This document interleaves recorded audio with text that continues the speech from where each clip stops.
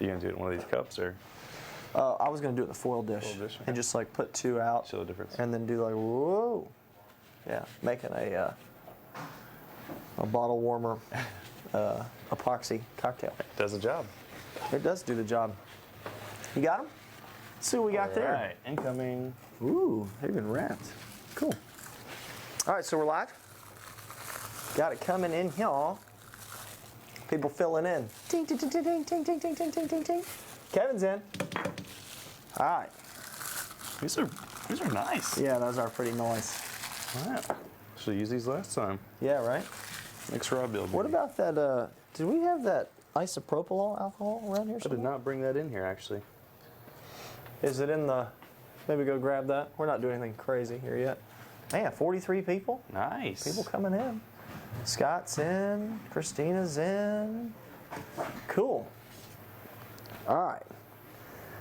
What's going on, everybody? This is a big one. This is. This is a big one. We got, you can see we got all kinds of stuff out on the table. A lot of CRB products. We've got, what you got down there? You got a dryer with a clutch. Yeah, we got the clutch RDS. We got the DCRDS, the variable speed rod dryer, and of course the epoxy mixer.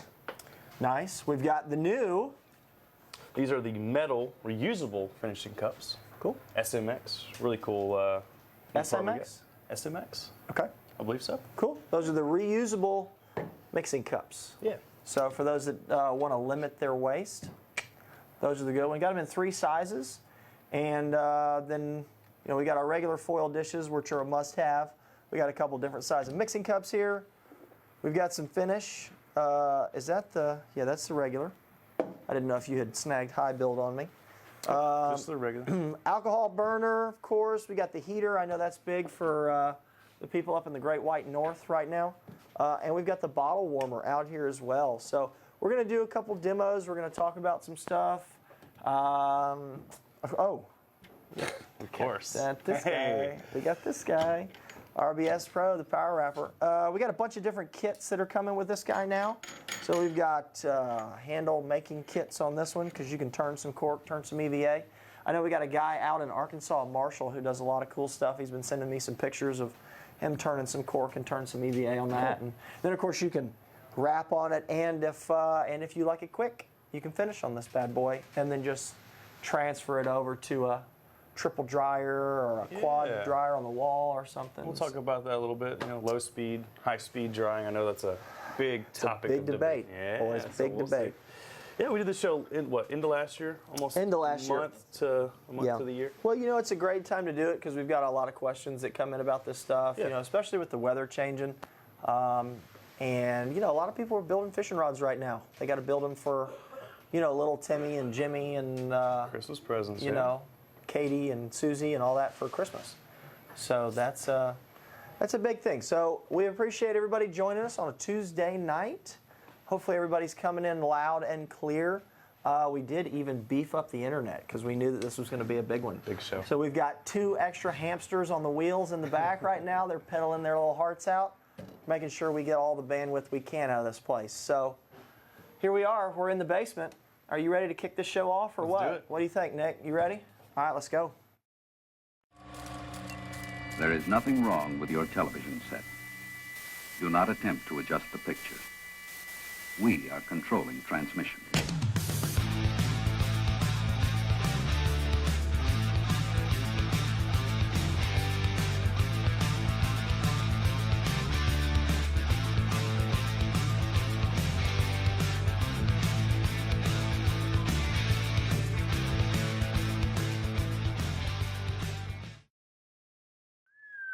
We're back. We're back. You know, the intro is always good. I love it. Love it. And you know what? We're going to talk how to finish like a pro. Finish like a pro. Man, did they pick the right guys to do this show or what? I think they did. I think they did. Yeah.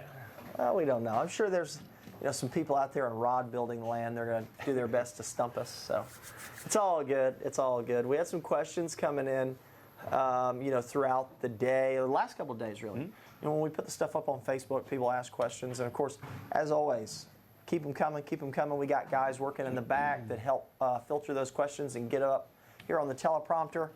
And yeah, so before we get going, we got some giveaways tonight. And we're going to do them live because we know how much you guys like live giveaways. So that's a big thing. We love doing it.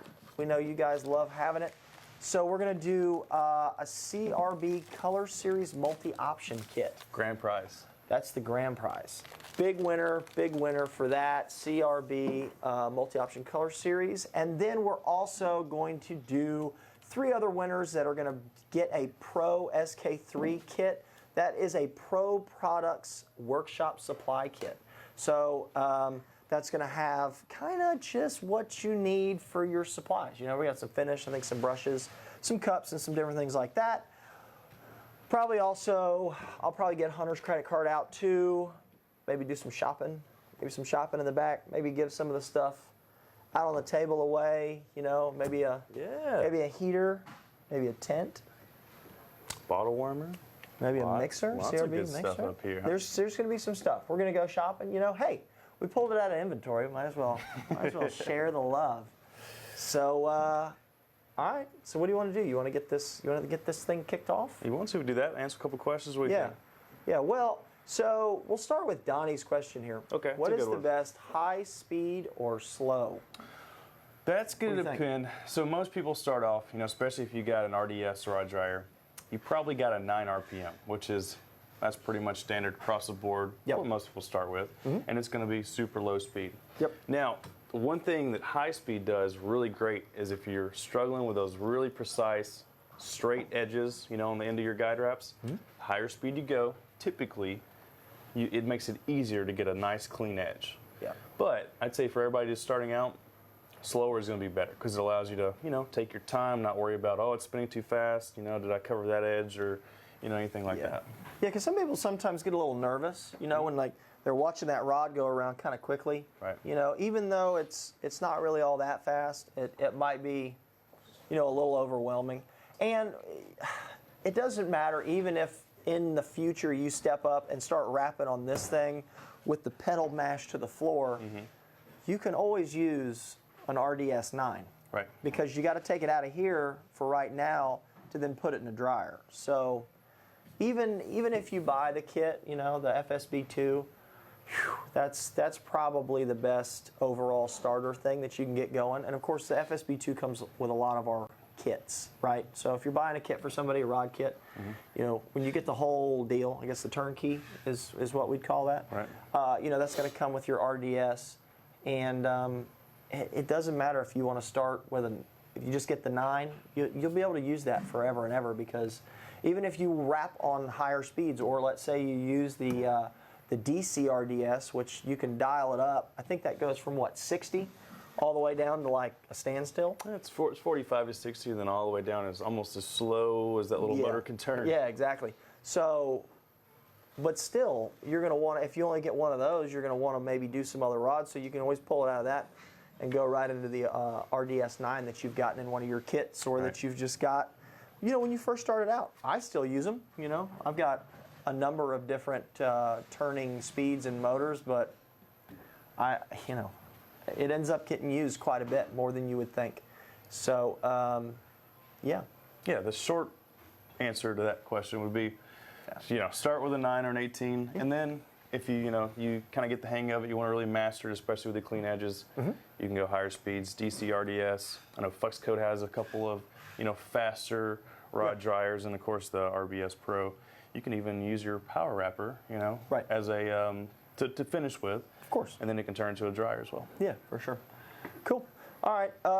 Let's see. If you don't always have a steady hand, how do you suggest cleaning off excess epoxy to give a nice straight finish on the edge of the wrap? You know, some guys do use a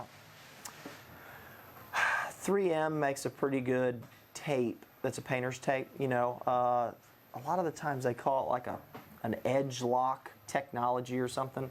You know, it's got some pretty good tackiness to it, and it holds it down. If you want to lay some tape down, you know, we're not going to judge you. You know, if you want to lay some thin tape down, or if you've got if you have some access to some pinstriping tape, you know, just because that pinstriping tape is a lot thinner than maybe a 1/2 inch or an inch width on the 3M blue painter's tape. You know, and of course they have different sticky levels. I don't know what their sticky rating is on that, or if that's even a technical term. But you know, they've got different, you know, adhesion levels and whatnot. So I would mess around with that rather than trying to maybe wipe some stuff off. Even though the wiping does do well if you want to take a little denatured, or I'm sorry, if you, well, yeah, you can use denatured, or if you want to use, you know, just some 91% there and put on a paper towel and wipe it. But in reality, if maybe you've got a little bit not so steady of a hand when you're putting finish on, you might not have a steady of a hand to maybe wipe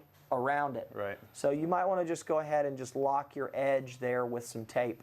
And again, you know, hey, I'm sure I'll be there one day. I'm not worried about it. So if that's what you do, feel comfortable to get those clean edges, you know, it's certainly something you could do. Don't wait till the finish dries though, you know, because the finish has, I guess, like a, you know how water tension has some tension on it? That's why bugs and things can float on it.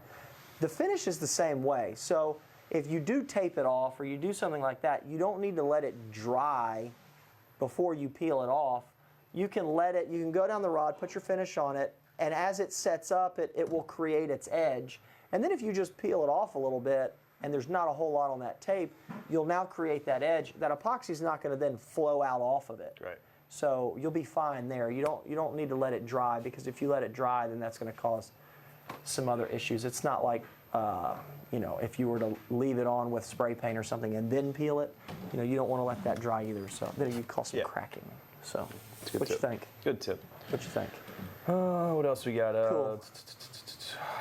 Let's do one more, and then All right. we'll get into it. That'll work. All right, cool. Bob, how long should you wait before applying another coat? Ooh, that's a good one. The general rule is overnight, which essentially is 24 hours.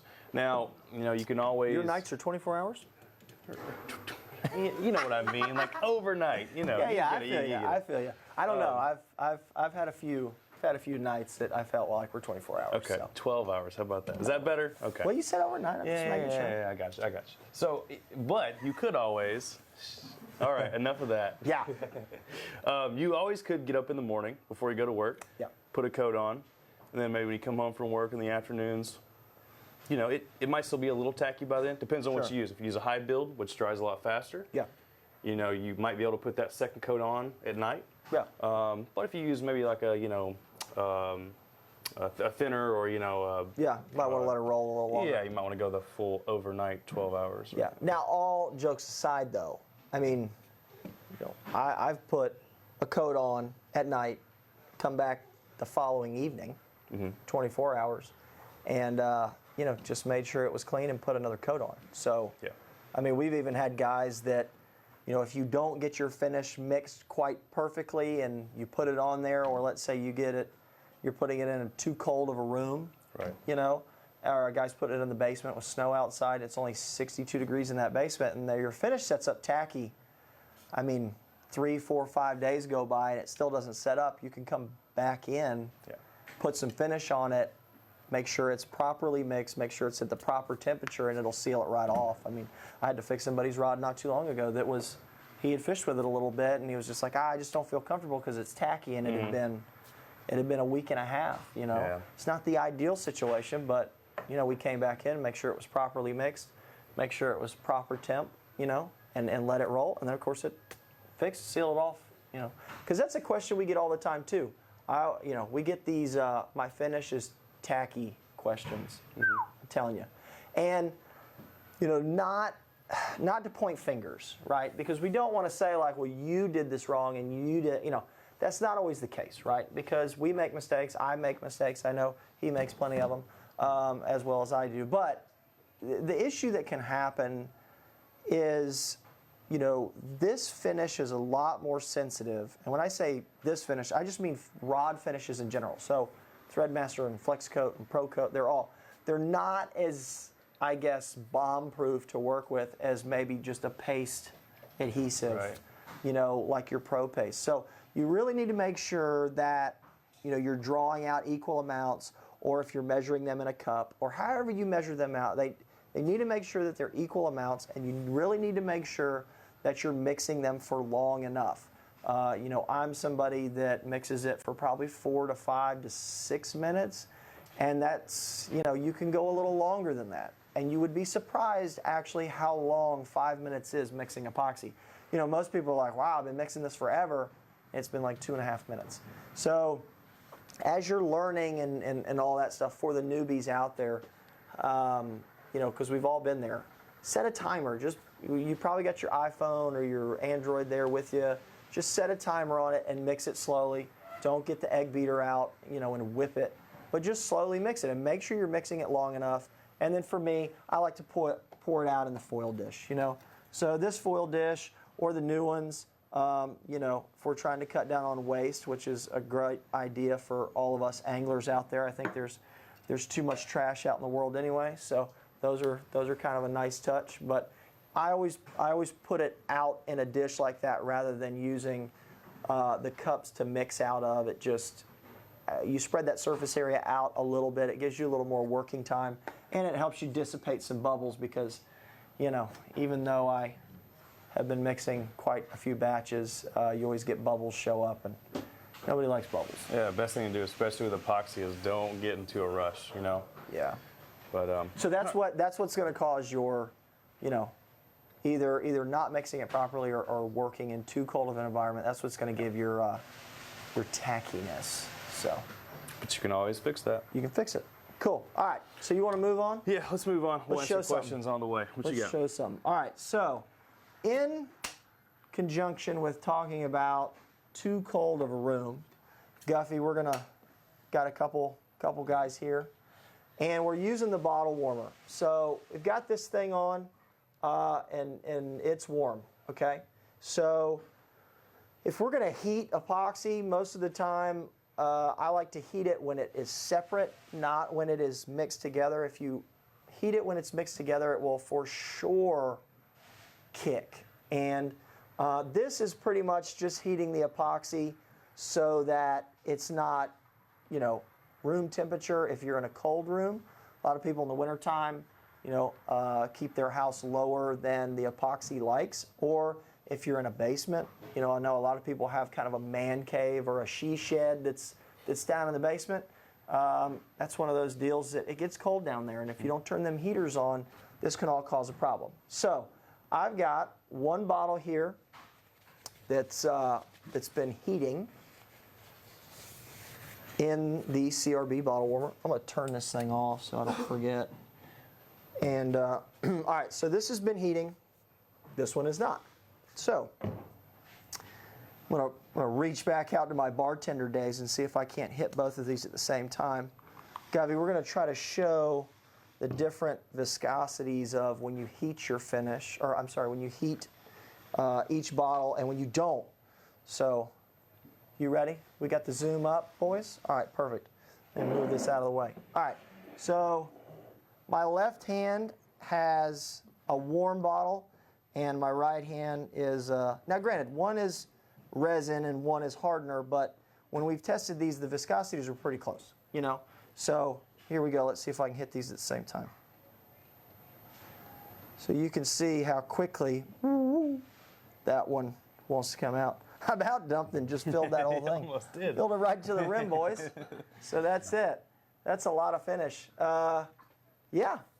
So there it is. That was good. And well, you know, I do my best. That's how you finish like a pro, right there. Make sure you hit your target always. So, yeah. So that is this bottle coming out of the bottle warmer, and this one just being not out of the bottle warmer. So I would recommend, you know, at least if you don't have the CRB bottle warmer, I would at least use like a coffee mug. And of course, if you're using one of these guys, going in the bottle warmer is going to be kind of tough, right? So that little guy there, probably going to want to use a teacup or something, but it's pretty much the same thing, you know? And this is also something that would help if you've got a finish that's maybe sat around on your shelf a little too long because you've been neglecting your rod building. Maybe it crystallizes a little bit, maybe it gets a little cloudy. You can pop it in the microwave, a couple zaps, maybe like 5 seconds at a time. It'll clear it out, or you can boop, do a little hot water action. And that happens a lot, you know, especially in the wintertime. We get calls all the time. People get their brand new finish in, and you know, it's crystallized, and they're like, you know, what the heck? What's going on? Yeah. But you know, it's because of in transit and shipping. You know, these bottles get subjected to cold weather, and because sometimes we shipped it to the Upper Peninsula in that Michigan, too. right? Yeah. And it's cold outside, so you know these boxes aren't, you know, always you know, sheltered from the weather, so Right. they will get cold in transit, and the bottle warmer is just a quick way to soften the epoxy up, make it a little more liquid. Please, I And went you need right to the. be careful. I with went that. right to the rim on that one. You guys want to take a shot? Man. All right. But that's why we use those syringes, Exactly. not just dump it out. So moving on to That's kind that. out of your paycheck. Yeah. Cool. But another way, you want to talk about the Yeah, show us little those guys. self-sealing caps? I'm gonna get this bottle warmer out of This the is way. one of our favorite little tools here. We can just zoom in on this. So these self-sealing caps, if you guys have not used these before, this is a must. So we sell these in two sizes. The model number is BCSI. There's a 20 and a 24. So the small size is for your 1 ounce bottles, and the larger size, the 24, is for I'm Everything pretty else. sure every other size. Yeah. So you know, That makes up a gallon. two up through You know. yeah, right before the gallon, 30 up to the 32, I guess you could say. I think so. And so what these do is, you get your bottle of ProKote in, take the Yorker cap off, and it's going to also come with another cap. So if I can get my fingernail in there, take this guy out, and set it on a paper towel that Chris has for me. Perfect. It's teamwork. Take the cap, and all it does is, with a little bit of force, just pop right into that top of the bottle. Yeah. Then you take your syringe. So not only will this not spill whatsoever, Yep. but you can also take your syringes, pop those guys in there. You can store it like that, and then when you go to actually take your epoxy out, flip it upside down, and then you can draw out however many cc's of epoxy you need. Yep. Cool. You wanna- Those are the most inexpensive, but the I'm telling you, Gosh. that is a must-have. Period. The end. Don't ask. Hey, do we really need those? You need them. get them. You need them. They're cheap. Get them. Every time you buy some finish, get you a pair of them. Seriously, do it. So, because in that way, they can just, like the little syringes, just live in there. You know, there's really no reason to pull it back out, you know? So, that's the way it rolls. So, perfect. Cool. You want All to right. get some epoxy up? Yeah, real why don't you make some epoxy? Yeah, Show them how let's the scoot old. this down real quick. Yeah, get that out of my Let's way. get some room down here. All right, show them how that epoxy mixture works too. You got enough power sections I over got there? maybe one more plug in. Uh-oh. It's that 7-point inspection. All right.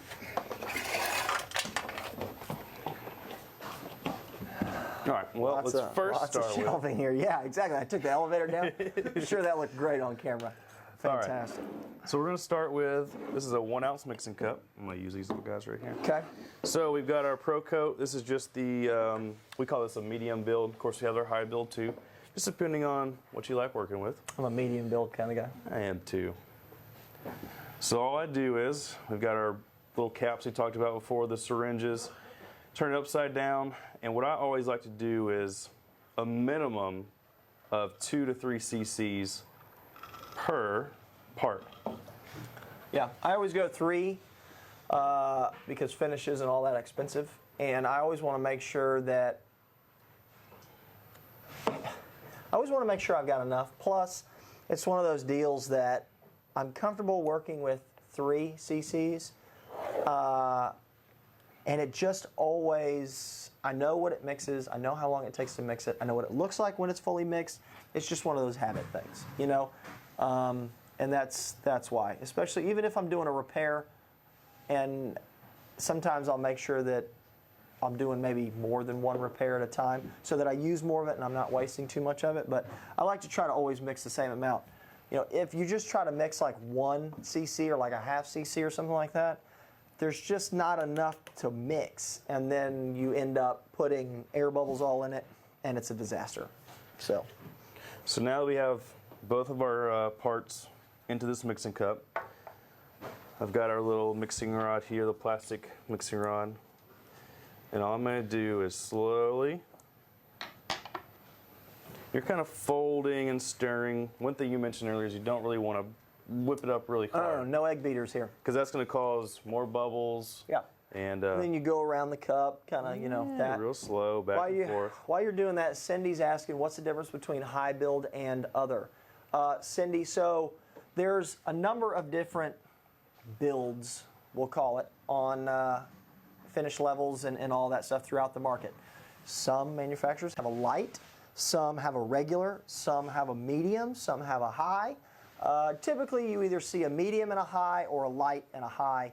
And what that is how thick the finish is and how easy it is to apply just one coat. You know, so a lot of the times, especially if I'm building lighter rods, let me get you another paper towel. Yeah, we'll put it in the epoxy mixer. If you're using, you know, for my fly rod builds, for my light inshore builds, things like that, I'm using either a light or I'm using the medium build that we call the ProKote. So typically I'm using the ProKote that's just a medium build, even though we have a high build too. The high build is great for those big offshore rods. Right. I don't think we've got one back here. Or if you're putting finish on a gaff or something. Yeah. I don't think there's any finish on that gaff. But if you're putting finish on those guys, you know, you really do want a high build on it. And that makes it better than having to do like 3 passes of light build. So I would just do high build on, you know, big game offshore stuff or stuff that you want a really high build on. And for people that do ice rods or ultralights or fly or any of that stuff, I would stick to the ProKote medium, or if you want a light, get a light. So that's what I like doing and recommend. So how do you fix thing if you use too much finish? So Crawford, and I'll show you that in a minute too, but most of the time as you're putting finish on it, I always lean on maybe a little more finish, because I'm always going to pull finish back off the rod with some heat. So if I'm doing a fly, if I'm doing, you know, like I said, light inshore, I don't build too many offshore stuff. I know you don't really do that either, but I'm always going to use the alcohol burner. Some people don't like using the alcohol burner. Some people like using the heat. But again, this is just your, you know, denatured alcohol in here. And use denatured alcohol so that it burns clear. If you can see this guff. See when you light this is a butane lighter, right? So you see puffs of smoke coming out of here. You getting that smoke on there? So that smoke, you can actually, if you get it up underneath the rod blank, like if you're going to take it and you're going to use it like this, you can watch that smoke cross over that thread. You'll actually get some smoke that will get sucked into that epoxy on the finish. So if you do it here off to the side in a pinch, you know, if you're trying to get something done, you know, or you just want to use one of these really, really quick, if you lay it off to the side so that the smoke doesn't soak up into the finish, you'll be fine. But I use the alcohol burner as a kind of as a foolproof deal. If you don't want to use an alcohol burner though, use a heat gun. Yeah. You can use a hair dryer, but sometimes a hair dryer doesn't quite get hot enough, depending on you know, how strong your hair dryer is, or you know, how much finish you got on there. So usually we use this heat gun.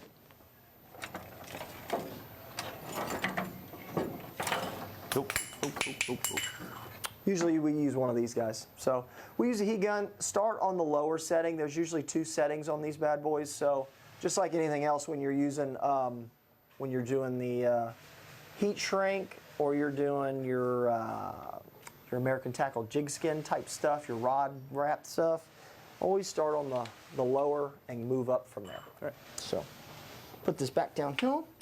Adam, how well does the epoxy mixer system work? Currently, I just mix manual with the plastic cup and stick. One thing I will say about the epoxy mixer is, of course, it's super easy to use, because while we've been talking, it's been mixing. It folds the epoxy really well, and it eliminates almost all the bubbles when you go to transfer that from the epoxy mixer to your foil dish. It works fantastic. And that too, you know, you can be setting up your rod, whether it be your guides or, you know, if you need to align your guides or anything like that. Stand. Oh, you can stand. You know, while this is mixing over here, you can just set a timer, 5-6 minutes. You can align the guides real quick, fix your tip top, whatever you need to do, your last minute touches, clean your thread before you put that epoxy on.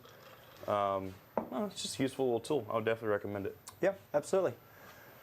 All right, so I'm going to show you guys at home. So You want to put a piece of tape down on that bad boy there? Yeah. Because I'm going to have to stop that. That tape's right there. something down here. You guys want to give something away? Let's give some away. No, I don't need the duct tape. Let's give away, give me 2 names for the finish kits. And actually give me a 3rd name for the epoxy mixer. So we'll do 2 names right now. 2 finish kits and 1 name for the epoxy mixer. We'll get the guys in the back. We'll type some up here. We got a lot of people watching. So let's go ahead and give some stuff away while we're doing this.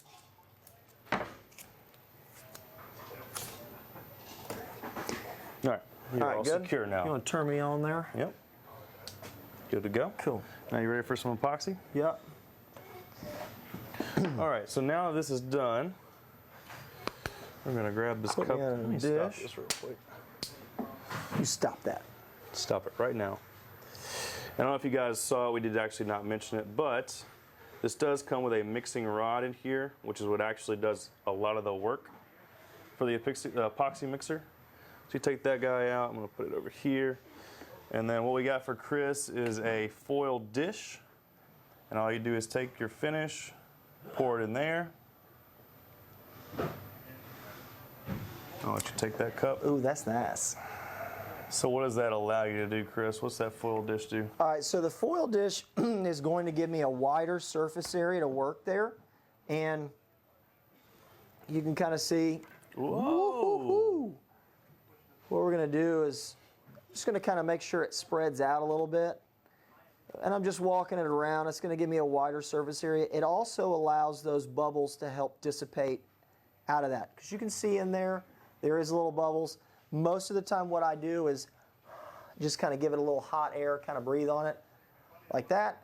One trick that I tend to do, most of the time it's more, I don't know, during the hot months or when I'm working doing this, you know, your hands have oils that interfere with rod finish, with any of that kind of stuff. So I usually will take a little bit of isopropyl alcohol and I will boop, put a little drop in this dish, or if I'm using a reusable, you know, even if you clean this out, if you grab one of these foil dishes like that, your hand's in that dish, right?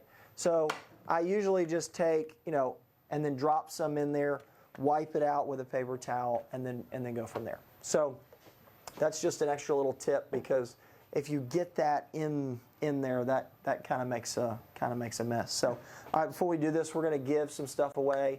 Al Engling has got kit number 1, so we'll do some finish kit going to Al.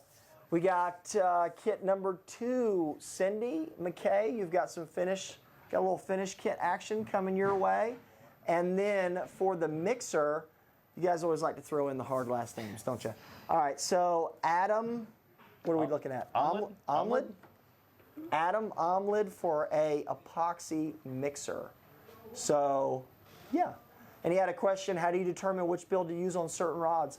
Adam, typically I'm using a light build or the medium build on anything that is a little bit lighter tackle, lighter weight, fly rod, ultralights, bass, light inshore, any of that stuff, I'm using a light or a medium build. The medium build, ProKote, is good because it can cross over all over. You know, it can go light build, it can go, you know, musky, some heavier stuff, or you can use it in multiple coats on an offshore rod. If you're doing, you know, some of that big game stuff where the guys are even coating the whole rod, use the high build. It'll just be a little bit easier on you. So, all right, what I've done here, even though I don't usually do under wraps, okay, I do want to show how we're going to use the RDS with the clutch in it that will really, really kind of change the way you finish with this stuff, right? So the one thing about this is on the dryer motor, you know, these motors, you can change the direction of them by grabbing the chuck typically, right? Right. So if you grab this, it will, in the motor, it will feel the resistance and it will change on you. Well, remember, this has a slip clutch in it. So if you grab this, it stops it. It will not change the direction of the motor. So what you need to do is just grab back here behind the clutch. So right here on the brass, Guffey, let's make sure we show them this. So instead of grabbing, yeah. Just in case that's in the way, let's get that out of the way. Can we get it? Perfect. So instead of grabbing this piece, you can see that it's still spinning because there's a slip clutch here. If you want to change the direction of this, you need to grab back here and it will change the direction of that. So make sure we're grabbing back here to change the direction, just like that, not out here, okay? That's just a tip. Some people are like, oh, I can't get my motor to change the directions because when I grab, you know, this bell housing here, it just slips. So anyway, for me personally, I want the rod spinning at me. The reason for that is I like to be able to, when I lay a brush on here, I like to see the contact point and what my finish is doing on this side. If it's spinning away from me, I can't really do that. It's going, you know, that way. I can't see to the other side as easy. So, all right, what we're going to do here, let's talk about brush tip here real quick. Is that brush in there, Guff? Okay, so you see this brush here on this side has not been prepped the way that I prep my brushes. This one has. I tend to cut them back a little bit. So this one kind of looks a little, you know, kind of ragged, but that's just how they come out of the box. So what I do is I take either a razor blade or a sharp pair of scissors and I trim them a little short, and if there's any like crazy flyers or anything, I cut those off. So what it does is that really allows me to be a little more precise with what's going on. So, all right. And what we're going to do here is as we start on this, I'm going to just kind of add some finish. I start down at the very point of the guide, okay? Because what we're going to do is we're going to work the finish this way, and we're going to push air bubbles out because there's gaps. There's gaps that are in here, right? So there's a gap back here, there's a gap back here, there's a gap here. That's where the air has to escape. So if you start filling in from that side too much and you work down this direction, you're going to trap air in there, and we don't want to do that.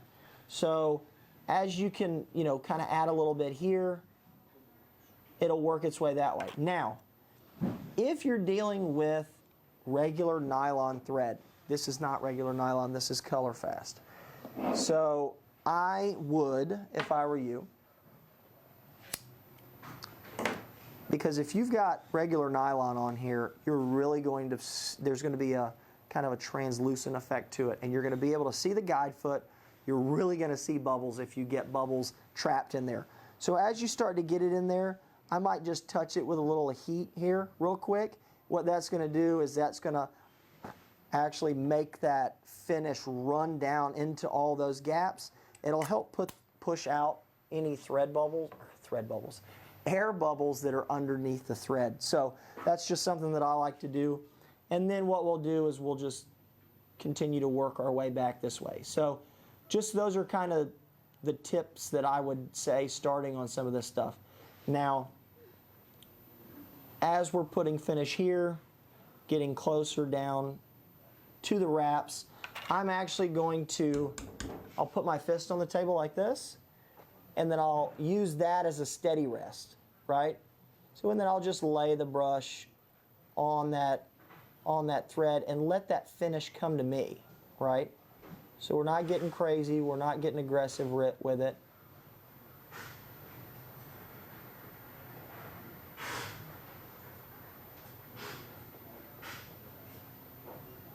Just let the finish come out, work out that way. And you can see pretty sharp edge even with, what is this? This one feels like it's like 18. Is it 18? Let's see. It is. It's 18. Good call. Usually I run with a 9, so I can kind of tell. Then you can kind of work your finish down there. And remember, when you cut an edge with this finish, the tension will keep it unless you really just run it over that edge will hold, and you can just push your finish down there, and you can see this starts to level out because for those that don't know, this is a self-leveling finish. That's why we have to run it on these motors, where they constantly turn and turn and turn like that, because otherwise if we just stopped it, it would sag and drip off. Now, the reason for the clutch here is we chose a setup here where you have an under wrap. Now, the deal with the under wrap is, depending on how you do your under wraps, and if you're going to choose different thread thicknesses, always, always, always use size A on the bottom and size D on the top. So, or if you want to use B and A or C and A, whatever those thread sizes are, the thread on the bottom needs to be the smallest diameter of the two, right? So the reason for that is you can pack that A in really tight, and when that D lays over top of it, it's not going to cut in between and separate them.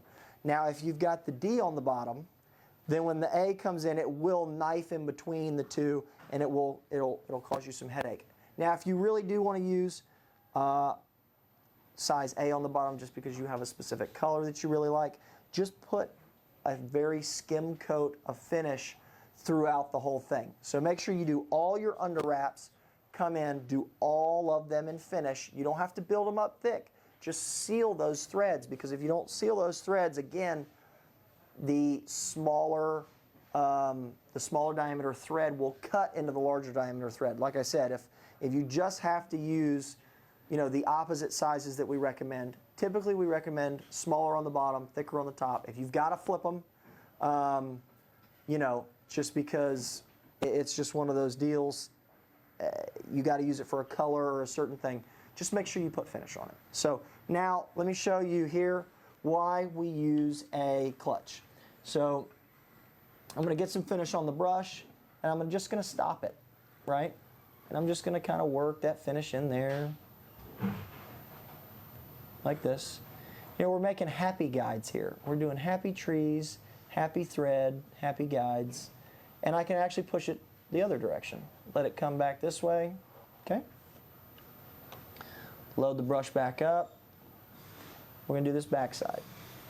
I can kind of push it in there a little bit, work it in, and then I'm just kind of going here laterally. This is why the dryer clutch is so good, because we can stop it, pause it. Now if you notice, on the bottom here, there's a sag, and that's because I'm holding this clutch and I'm not letting it level out. So that's why we need to make sure that we always have this. So, and then again, what you'll do on the other side, it's just like before, we'll load this up, kind of let it work, and then I'll use my hand as a rest. And just let it all come to me here. No reason to, really rush or anything.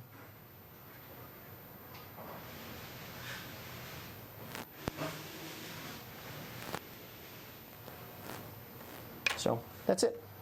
It's kind of how you cut a clean edge there. And then after that, again, I'll take my alcohol burner, come back in. You don't have to hold the alcohol burner underneath the rod. I hold it usually off to the side, just so I can kind of give it a little waft action here. You don't want to come up under here too much, because if you get crazy with this, you will melt, the rod. Mm-hmm. Catch it on fire, you can melt it, and that's it's not recommended. That's not in our rod building 101 book. Don't do that. It's not in there. It's not in there. So, yeah. So what do you think about that? That was very well explained. That was it? All right, cool. Thanks, everybody. We're done. Yeah, no. No, but you can definitely tell, what I try to explain to people a lot of times is less is more with epoxy. You'll even see you barely use any epoxy on this side, and it's almost still overdone. I mean, you can always come back in and add more. Yeah. But oh yeah, let me do finish that one off. Well, I'm gonna overload it a little bit, and then I'll show how we take it out of there, because we talked about that earlier. We want to get a couple. Looks like we got a couple questions coming in. Yeah, what do we got over here? Looks like a color preserver question. To seal the, can I use color preserver? That top question's covered up, guys. You can fix that really quick. There's a text box in front of it. I'm guessing the thread. The underwrap. Can I use color preserver to seal the underwrap? Yeah, you definitely can. You know, Yeah, you can absolutely. use color preserver on any type of thread. So. Yeah, and I think he's asking rather than putting finish on it, you know, depending on that'll help kind of lock it down, and it will because it does create a barrier there. You know, even though I'm not a color preserver guy, if I was going to use it anywhere, yeah, you know, you could use it on the underwraps. All right, so I've kind of loaded this up here. Are we back zoomed in there, Guffer? Yeah. All right, so I kind of loaded this up. You can see it dripped off a couple times, but what we're going to do is I'll show you how I pull it off. Show you how I pull it off here. So you can see this side is obviously loaded up considerably more than this side, and it's got air bubbles and stuff all in it. So I'm just going to kind of waft this on here, and it's pulling air bubbles out, and you can see that the finish is dripping off. It's actually coming down to quite a nice level of where it probably should be without any guesswork from me. You know, like, oh, did I put too much on? Did I not put it on enough? So you can see that actually is coming out to be a fairly nice, I didn't add enough over here, but if we're looking on this side, you can kind of see it's actually coming out to be pretty nice and level and even. And that, you know, looks pretty good. Yeah. I think we had a question I actually want to touch on earlier. Yep. And one of our first posts we put on Facebook for this event was, I think there was a guy that had a problem with the finish running up his guide frame. Oh, you know, and I was thinking about that. that kind of bugged him a little bit. So that method probably wouldn't be the best for you to try. You know, if you don't, which really doesn't hurt anything. It's more of a cosmetic thing when your finish, you know, goes up on the guide foot as opposed to just stopping at the threads. What you can do is, though, if you do want, you know, if you don't want that effect with the finish going up too much, is take a toothpick and just kind of, you can go on the sides, you know, on each side of the guide frame at the very end, and then also underneath where that guide leg actually meets, you know, comes down and meets the rod blank. Yeah. Just a little bit of finish can cure that. But yeah, you can also stop the thread wrap a little bit short. That's what I do. Yeah. I tend to stop the thread wrap a little bit shorter than maybe most, just so that you don't get where that finish will, you know, kind of. What do you think about opinions on thinning ProKote with acetone? Ooh.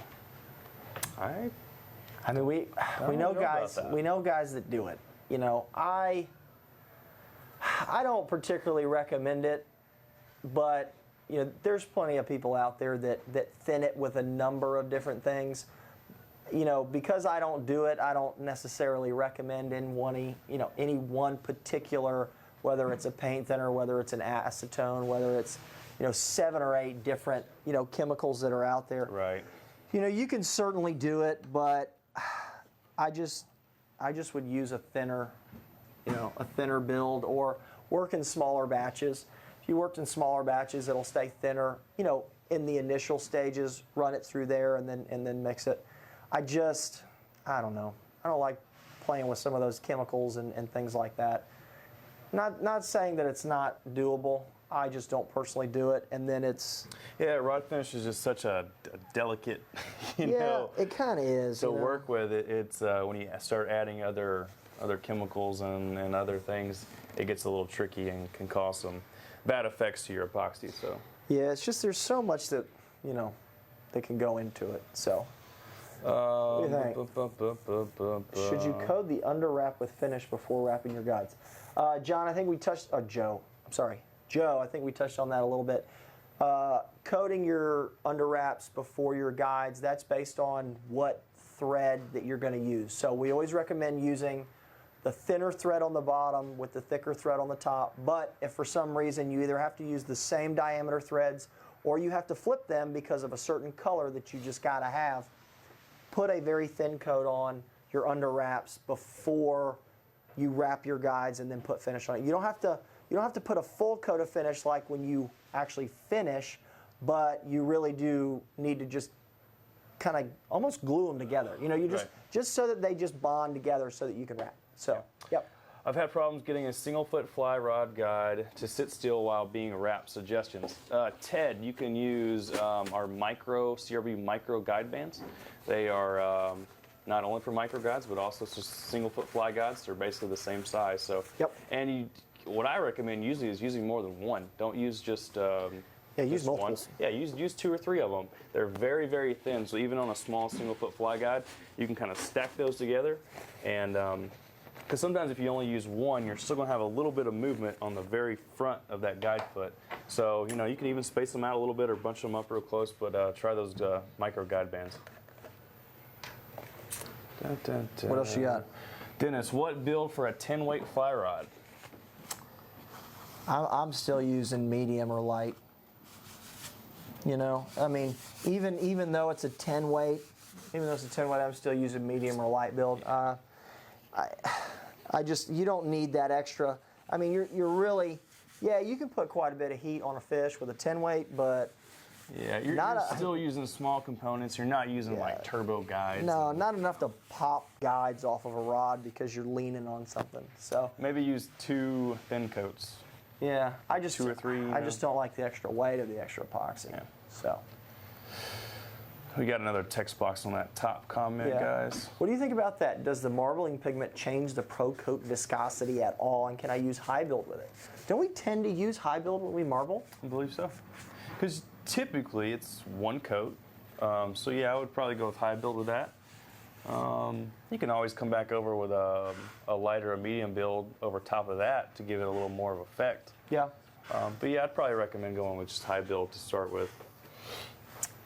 Do you recommend popping the bubbles when mixing, when in the mixing dish, or only when you have it applied to the wraps? I tend to maybe pop them a little bit in the dish just by articulating the dish around a little bit, maybe blowing some hot air on them, but don't take them and heat it. Don't hold a dish over an alcohol burner and do that. I mean, you can, don't get me wrong, you certainly can, but do it very sparingly, but it's going to make that finish kick faster. So that's why I don't recommend doing it. I just, we'll kind of, just add some hot air to the top of that dish, and your breath is not going to make it kick that much faster, but holding it over a flame will. So definitely don't do that. You want to give some other stuff away? What do you want to give away? You want to do a bottle warmer? Let's do it. Let's do a bottle warmer. And let's give us a name for a bottle warmer. And yeah, give us a name for a bottle warmer right now. We'll do the grand prize here in a few minutes. So before we go any further, we got a sale going on. We do, big sale. Yeah. It actually started today. Started today. Tell us about the sale. So if you guys get our emails, our newsletters, 15% off orders over $150.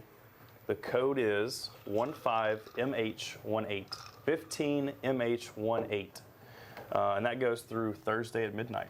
Yeah, Thursday at midnight, and that's 15% all orders over $150. Now the good thing about that is, just like all the time, anything over $99 is going to ship for free as long as you don't have a blank over 8 feet. And there's a lot of blanks that are under 8 feet. Yeah. So there's going to be no oversized charges on stuff under 8 feet. And use the coupon. That'll be 15% off over $150. Mm-hmm. That'll also get you free shipping as long as you stay under 8 feet. So, boom, you're good. Now, for those who also like to procrastinate, and I would certainly never be that person, but we do have gift certificates. We do. And the cool thing about gift certificates is you can literally buy it on Christmas Eve, call up one of the guys or girls in the front, say, hey, Ben, you got to have a gift certificate now, got to get it, got to print it, got to put it in a stocking. You just got to say, hey, Ben, give me a gift certificate. He's going to put it together. We'll email it to you digitally, print it out, fold it up, send it to him, put it, whatever. You got it, ready to go in the stocking, and that's it. So done. For that rod builder in your life, we've got way too much stuff in that back warehouse. If you don't know what to choose, get him a gift card. That's a good idea. Absolutely. Cool. All right, Rocky, Watson coming at you with a bottle warmer. Hey. Great gift. Yeah, absolutely. Great gift. And then, especially even if you live down here in Florida, it was like 55 today. I thought it was going to snow. That was the high. I thought it was going to snow. The high was 55. Did you? Oh, yeah. Come on, you're a Tennessean. I had a hoodie. Yeah, I've lived here for like 10 years. You're a volunteer. Come on. I don't know about that. That's it. It was pretty chilly though. It was chilly. My wife even had the jacket on the bird dog. Oh, no. I know, if you can even believe that. It's cool. She doesn't watch this show, so it's fine. It doesn't matter. All right, supply kit. Let's do the last supply kit. It's going to Donald Majors. Donald Majors. Donald Majors for the last supply kit, and the bottle warmer going to Rocky Watson. That's awesome. Cool. You want to tell about the tent here a little bit? Yeah, let's do the tent. So not only the tent, there's a little note up there. I don't know. I hope it doesn't say anything bad. I think it talks about wet epoxy. Yeah, that's perfect. Hang on.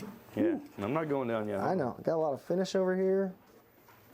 I think I'm somewhat good. Now this is just 1/2. As you can tell, this tent's been used.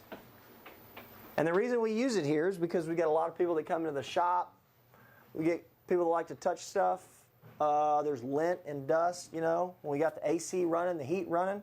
If we're doing the guys up front sometimes will build something that'll be like a presentation rod. They build stuff up there for us that go on the show, some donation stuff. Always put the tent on it. So the tent fits over the track, which is also 8 feet of working space. So that'll cover the whole thing. Can't you get a tri-dryer in here? I believe so. You can get the triple in here. So you can have 3 dryers going. So if you've got a curious cat at home, or if you've got a problem with flies or bumblebees or something, that like to get in the finish, I don't know. Hopefully not inside your house. Well, I mean, maybe. maybe. I don't know. If you're working in the garage or in the man cave, you might have some bugs you want to keep out of that expensive finish. That's so true. And of course you got the heater too. If you do live up in the what do you call it, Great White North. That's it. There it is. Probably should give one of these away, don't you think? Sure, we'll give that one. All right, cool. We're doing a tent and a heater. Wow. Tent and a heater. Pick somebody that's not from the Keys, maybe, or Tampa. Sorry, guys. We'll get y'all on something else. We're out of Florida. No, I don't know. It's been cold enough. So give us a name. We're going to give away a tent and a heater coming your way. But yeah, this thing is actually really cool. It might be one of those deals that you think you don't use a lot, and then we get, even our pros use it, man. Yeah. We had Brandon Lester send a thing one day and was like, boys, I got to get one of those tents. He had a picture of, them flying it like this. Swoop down a little too close to admire those very fine thread wraps on Brandon Lester's rods. Boy, he was like, man, that's some clean work. Let me get a closer look at that. Oh. And there it was. Old Beetlejuice got hung up in it. Wasn't he a fly or something like that? I think it was a fly. Yeah. Was he? I think so. Anyway. Beetle. Yeah, maybe a beetle. I don't know. But all right, so we're giving away a tent and a heater. And the heater just plugs in, and it's got a little blower on the back, and keeps it nice and toasty. So yeah. All right, here it comes. Nope. Oh. Beep, beep, beep, beep, beep, beep, beep. We're getting word in from the mothership. Old Shane Lang. Lang? I'll go with Lang. I'll go with Lang. Final answer. Shane Lang. We're doing a tent and a heater. CRB tent and a heater. What else we got? Got to do the grand prize. What are we doing for a grand prize? CRB Color Series multi-option kit. Yep. And that was all by heart. Not bad. Not bad. Hey, why don't we pull this thing out? Show them the DCRDS here while we're giving stuff away, while we're shopping. You got another question over there? Do we? Yeah, the metal cups. Metal cups. Can those? Or they go? Uh-oh. They deleted them. Let's see, you want to... Brian Betterman, would you put an underwrap on a hook keeper to protect the rod? I haven't done this so far, but just thinking. No, I don't know. I wouldn't. I think I'm cool with it. You get her out of there? Yep. Underwrap. I'm doing the old Bob McCamey right here, the hand turn. Now I wouldn't do the whoa. Sorry about that. Sorry about that. Stand by. I'm just trying to spot. No, I wouldn't think you need to do any kind of under wraps on a hook keeper. You're not getting all too crazy and aggressive with it. I'm trying to pull this out. Do the metal cups fit in the epoxy mixer? Try that again. This size does, doesn't it? What are you doing down I'm here? trying to just barely put it in there for you. See, the problem though is I don't know if it'll grip. You good? Will that epoxy? You might have to put a piece of tape on it. It fits. I just don't know if it. Might have to restart this thing. See if that thing will fit in there. Because it fits, but I just don't know if it grips well enough. You got all kinds of cords over here. Hang on, let me put a little bit of finish in here. Here we go, stand by. We're going to answer it right here on live.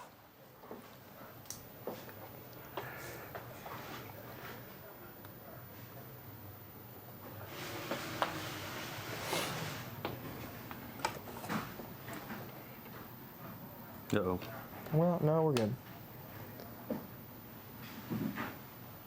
Yeah. The middle size. Whatever the middle size is, that is the size that works in the epoxy mixer. Fits pretty good. That's perfect. Everything's turning, everything's rolling. The only reason I was worried that it wasn't going to quite get snug is because this housing on the mixer is a very smooth plastic, and then the metal cup is obviously very rigid, and it grips the plastic pretty good, but I was worried that it wasn't going to quite grip that. If anything, and yours is maybe getting some slippage, you could run like a band of tape around the bottom of the cup, and to be honest with you, it probably would help you hold that cup, because you saw me about fumble that dish. Mm-hmm. You want to turn this thing on so it's not dripping everywhere? We're going to have to clean this Speed up. ahead. Full speed ahead, boys. Is that wide open? No. No. Show me wide open. Oh boy. All right, you ready? There it is. That's wide open? That's wide. Running about 60?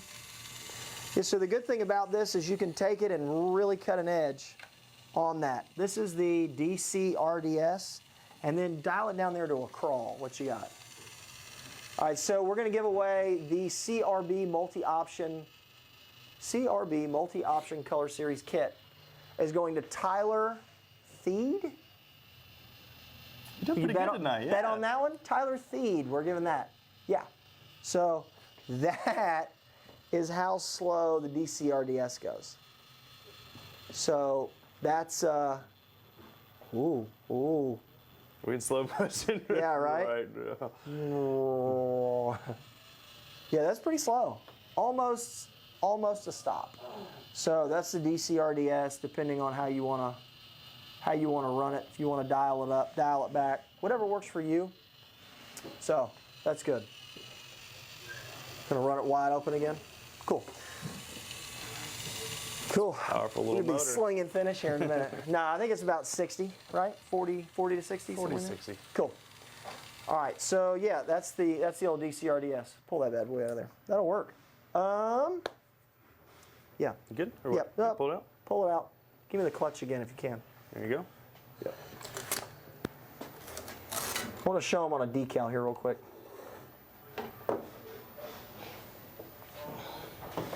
All right, so we've got a crappie decal. Here, so we got to slide this way a little bit, just because where the decal's located.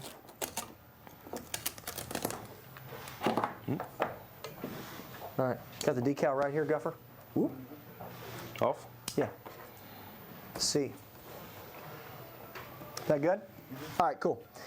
All right, so there haven't been any questions on the decal, but questions on the decal with adding finish. Now, when you first mix finish, I call it hot finish, okay? The reason I call it hot finish is because there's the chemical reaction going on between the two pieces, right? So what will happen is it will almost act like a solvent against, writing script. It'll almost act like a solvent against any of the adhesive around these decals. And you can see we got these monochrome decals. They gave me a crappie decal tonight. Usually I I had that spook rod I was going to do that I like to top water with the wintertime right now. So I had a bass, but we're going to have to do the crappie. So, oh well, it's all good. I'll do the old MB843 for my spook rod later. All right, so we've got the crappie here in, this is what, monochrome red, right? So this is the monochrome fish decals. These are really, really cool. Big fan of these guys here. Now, so you go through all this work to do all this stuff. Come down to the decal. You do not want to rub any of this stuff off. So if you come back later on and you're like, hey, I need to put a decal on this rod, it's not brand new, blah, blah, blah, whatever. If you mix finish, do not mix finish and go immediately from the epoxy mixer to the dish to the rod blank. If you do that, it will sneak up under this. I can't guarantee it, but it probably has a better chance of doing it. Going to sneak up under this decal and it's going to ruin this whole deal. So make sure that your finish is pretty tacky. I would give it maybe 15, 20 minutes. We've certainly gone longer than that. We're probably at like the 40-minute, 50-minute mark here because we've been yakking. And are we over an hour yet? Yeah, about 106. So we're now set up. Now we're going to put it over the fish decal. Give me some go juice here. All right. So when I put it over the top of this decal, I'm actually going to put it on the blank, and I'm going to go along the blank like this, right? The reason I'm doing this is that will give me a good even coat over this decal. I don't like to glob finish on a decal because there's chances that finish will stick, because the finish on the rod blank, the coating on the the graphite, this is actually clear gloss. This doesn't have finish already on it. This is just a gloss finish blank. The other blank earlier we were doing was just the slate, like on a regular MHX standard, just that slate gray kind of it just doesn't have a gloss finish. The issue is that all finishes travel differently over different mediums, right? So the finish travels over the sticker portion differently than it travels over the blank. So if you're just kind of globbing it on, you might not get a really good coverage on both, or you might start to get a seam, or you might get dimples. Now, the issue that can happen with dimples are when you touch the decal or you touch the rod blank. And again, you're transferring the oils from your hand to the rod blank. And if you look here, Kevin, can we see that in there? Get that. All right, so if you see there's dimples in this dish, right? Because it's been sitting. But those dimples in the dish either mean it's a fingerprint or it's just an area where the finish is running off of it for any given reason. Maybe there's, like I said, maybe there's some oils from my hand, maybe there's some lint or some dust or something.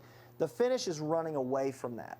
So that's what's going to happen on this rod blank. And if that starts to happen, you can actually use the brush to somewhat wipe it. So as you're applying finish, you can actually come in here and make sure that finish is spread evenly over this decal.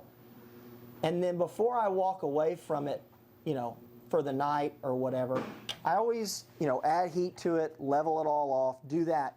But I keep a sharp eye for maybe 15, 20, 25 minutes, because if you get a dimple that develops, you can actually fix it by, I add a little heat to it, bring back in the finish, because when I'm done with a rod finishing it, I don't just pitch these. I actually leave them there because, might get me a fresh glass of water and come back and look over everything before I let it go for the whole night.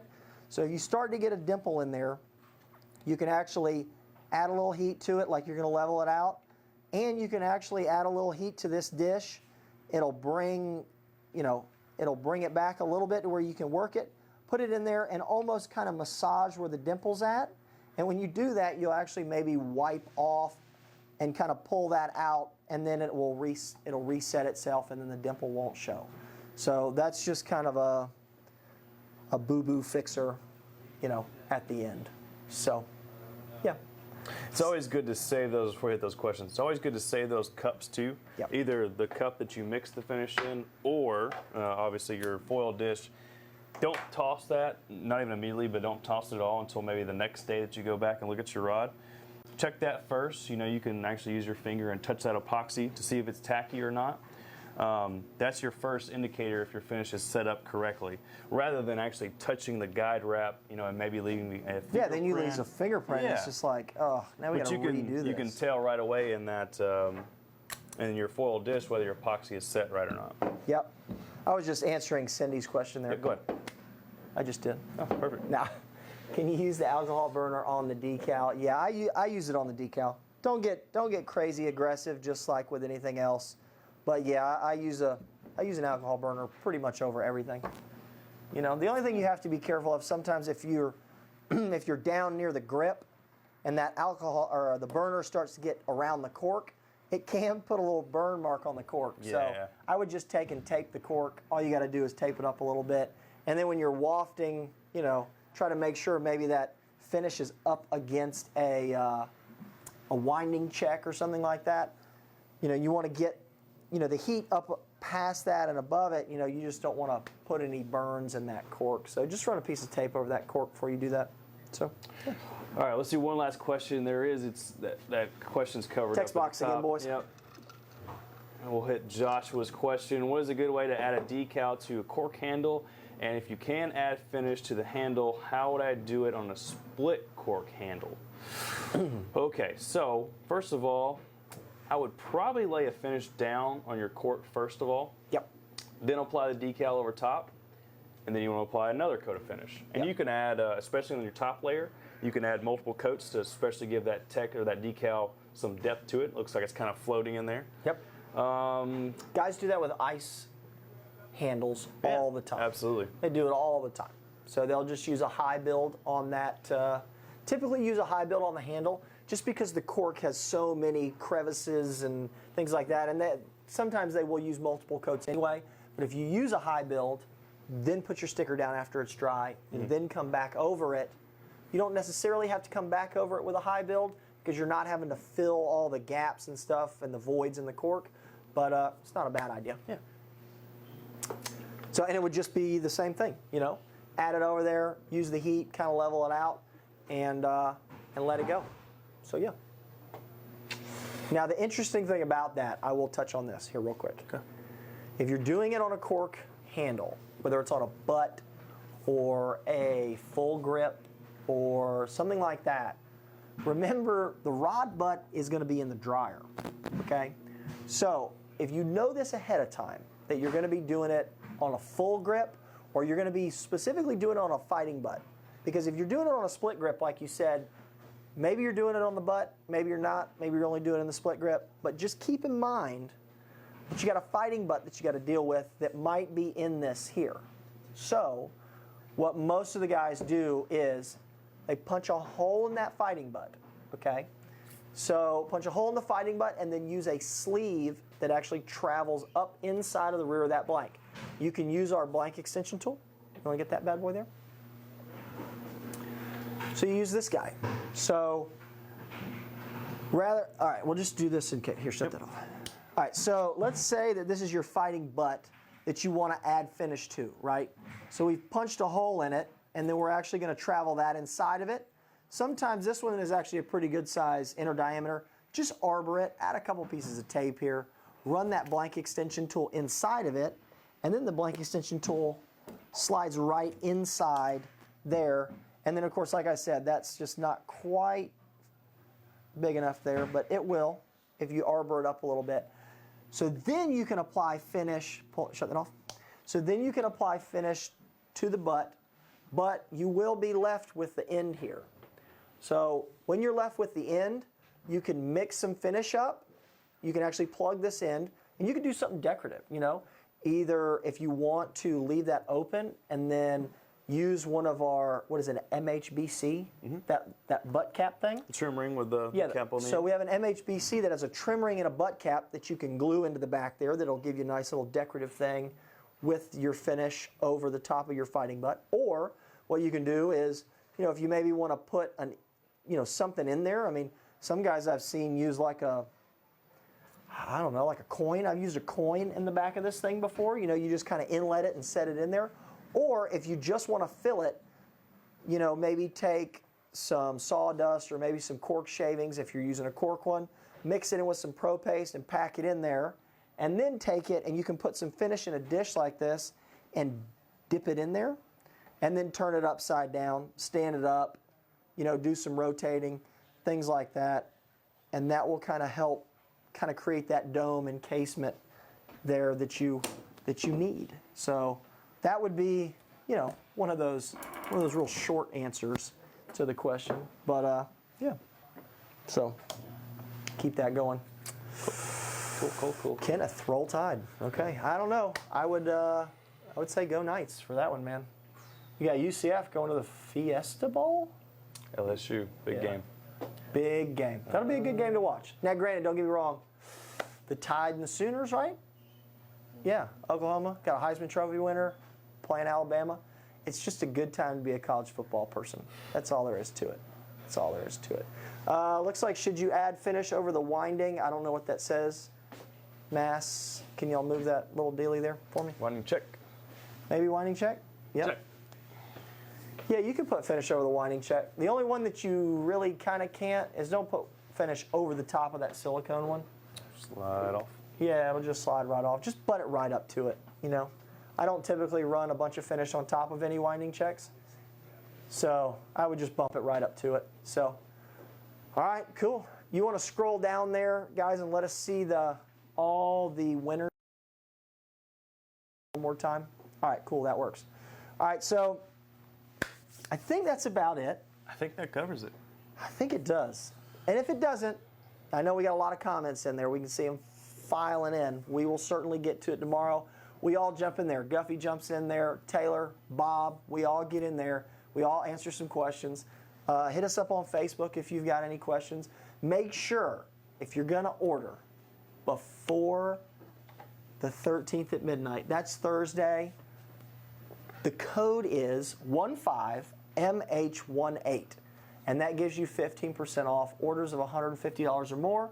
And then, of course, you're already in the free shipping bracket. So load it up. Yeah. Load it up. Last minute shopping for Christmas. Gift certificates. Gift certificates. Yeah, we got plenty of clearance blanks up to 50% off in the clearance section. Clearance components. I think there's still reel seats in there for like $1. Yeah. Where can you find a Fuji reel seat for under $2? Can't do it. They're in there. So up to 75% off in the clearance section. And the winners for the evening were the finish kit. Number 1 goes to Al Engling. The finish kit number 2 goes to Cindy McKay. The epoxy mixer is going to Adam Omlid. The color, what is that? Oh, the grand prize winner, the big winner for the CRB Color Series multi-option kit is going to be Tyler Theed. The bottle warmer goes to Rocky Watson. The tent heater, or the tent, CRB tent, and the CRB heater goes to Shane Lang.